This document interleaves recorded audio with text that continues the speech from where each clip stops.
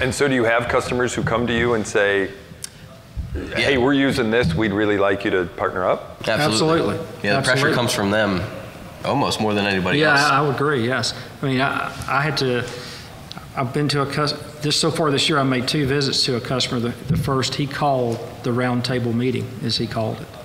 And we had the first meeting, went back for a follow-up, and we're having initiatives that we're working on. And his comment in the first meeting was that he believes that electrical contractors who don't begin to make the shift to take advantage of technology in the next 5 years will be out of business. Now, that was his comment, not mine.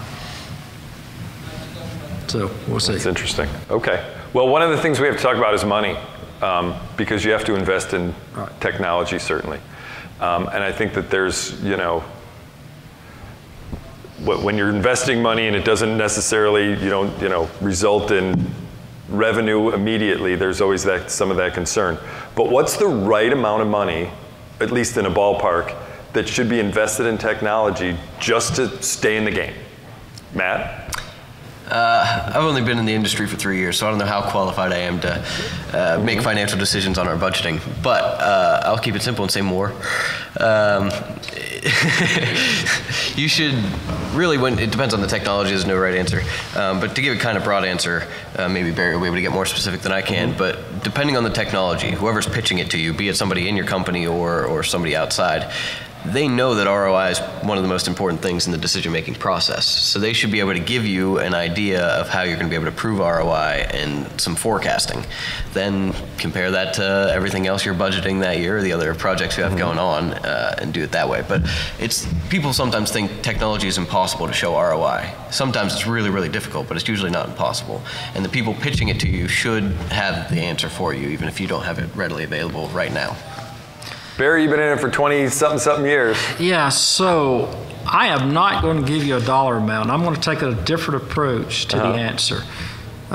Maybe I should have gave Scott a heads up on this one. But so, it's hard to give that dollar amount because every company is different and every company's size is different from a revenue perspective, okay?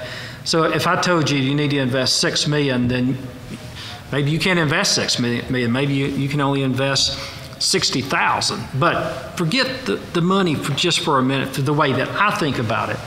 Not sure money's an issue, now don't get me wrong there, but think about it, in your technology department, if you have one, or technology for your company, do you have a strategic plan for your technology?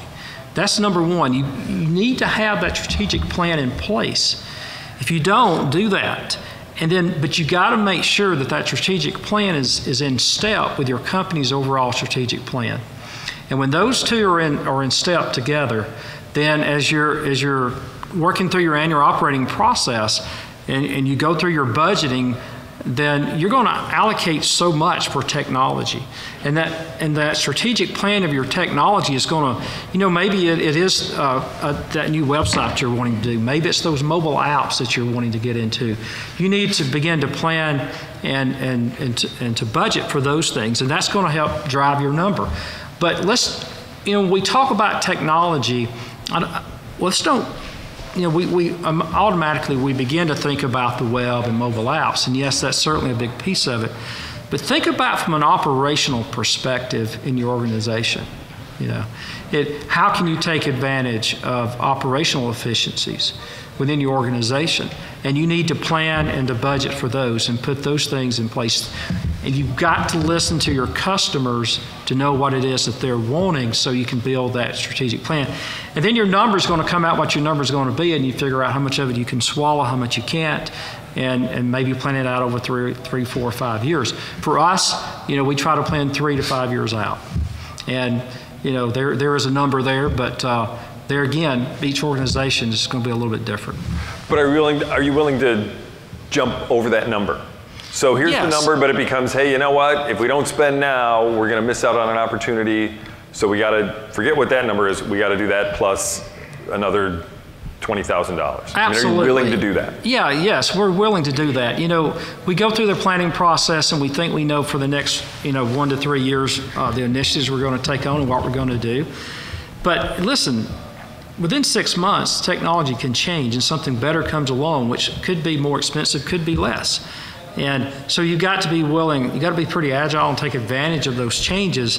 And we will certainly, if we see something come along that will make a change mid-year and take advantage of that. We won't just stick to, okay. I mean, we just recently done that. We had a particular project that we were getting ready to deploy. And when we started it, it was a great solution. And by the time we got ready to implement it, we kind of looked at it and we said, well, this is really old technology here. And I'll share, it's a proof of delivery project that we were doing for our counter sales. And we had the little signature device that they could walk up and sign. Well, at the end of the day, when we went out and rolled it out and started testing, it was really, we needed that mobile tablet so they could be at the truck, they could be in the back, wherever they needed to be. And at least we were willing to step back and say, okay, we made a mistake and we missed the boat. When we started out, this was fine, but when we finished this project, it's not what our customers are expecting and what our associates are expecting based on the feedback. And sometimes you got to be willing to walk away. And we walked away from that project, which we invested a significant sum of money on, but we walked away from it and we're headed in a different direction with a better solution. And Matt, you're nodding your head. You've had similar situations happen? Yeah, and another thing to consider while you're in the budgeting phase is not just the money, but the time and the personnel you're going to put into it too. We've had certain projects where we had the money, we knew we had that part down, and then once the project got started, we realized we didn't put enough people on the job or devote enough of their time to that project. So then we kind of had to reschedule things, and otherwise it would have failed if we didn't put more resources behind it besides just the money. Sometimes that's not the only thing to consider. But I don't know that we've had a project that we've had to stop and kind of rethink the whole way through, but as quick as technology changes, the website's a perfect example of that. The second you start a website, it takes 4 months at the very least, maybe a full calendar year to implement or build it and then send it out. 2 months go by and websites change and the fads change and what customers want out of a website changes. So it's important when you can, be it a website or another technology, to build it open so that you have the capability to change it in the middle of the stage, 2 years down the road. You can keep growing it and building it out so that it's more flexible that way. And you don't find yourself in a corner. So the initial build might be tough, but growing it out is certainly much easier. Right, yeah, and it never stops. So there's no end date. You might have an end date for your project, but then you have to keep building on it. You have to keep eyes on it. It's a shame. It never stops in terms of your website. So just because it's not a set it or forget it. It has to continue to grow and build and move with the times? We don't, but certain distributors have 1, 5, 10 people that their whole job's the website. I mean, it's an ongoing project. How many? So I don't know, maybe not 10, but 1 to 5, certain people. Mm-hmm. Companies, and that's all the guys do. It involves data too, and the content. Yes, data's the big thing. I mean, so that's a pretty solid commitment to your website, having job, yeah. all full time. Mm-hmm. Yeah. What about you, Barry? Yeah, we have one person that's really devoted just to content. The rest of it is broken up. From we use Unilog Sim2 product, and so obviously we own that technical relationship in IT. Our marketing department owns the website marketing content and the data. But they're even within the marketing department. There's one person who really works full time on really working on that content. But one thing's for sure, and he's absolutely correct, that website is continuously evolving. When we started ours out 2-3 years ago, I had an envision of 2 or 3 phases, and we're probably now at phase 5 or 6. And there's things that are setting on the surface today that hasn't been presented to them yet that we're going to present this year to take it to the next level. Because here's what happens. It's like any project that you do in IT. You meet, you define a solution, you build something, you deploy that solution, the users get it, they use it, they love it, and then all of a sudden, hey, this would be better, this would be great if we could do this, if we could do this. So that's exactly what you get with our customers. They say, I love your website, the searching's great, but it would be great if I could do this, and if I could do this. And they start throwing things at you. And it's like, wow, this is great ideas. And at the same time, you got your own associates who use it and say, well, it would be, this is good, but it would be great if we could do this. So we're just continuously developing new functionality for the website and putting it out there totally based on feedback from our customers and our associates. So bottom line, and then we'll get on to other subjects.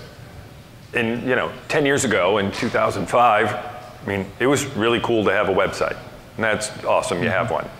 Today, your customers are demanding it. Yes. Mm-hmm. And not having one equals?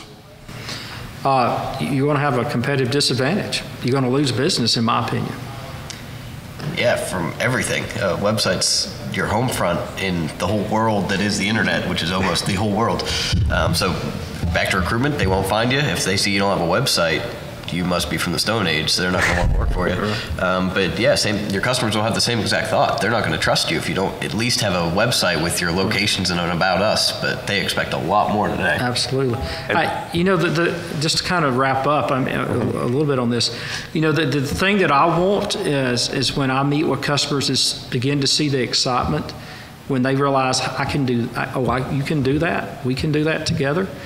And when you hear that person say, wow, when they say wow, and based on what you've told them, they say, wow, you're going to get more of our business if you're able to do everything we just talked about. You don't believe that when I leave that office, if I don't go back and shift the priorities within Mayor Electric's IT department to take care of that wow moment that just happened, you better believe we do. And so those are the kind of things that we're trying to out there and to cultivate. And the other thing I'm finding out, every customer is a little bit unique. So you better be flexible in how you can go about. Don't get too rigid in all of this. You gotta be pretty flexible for them.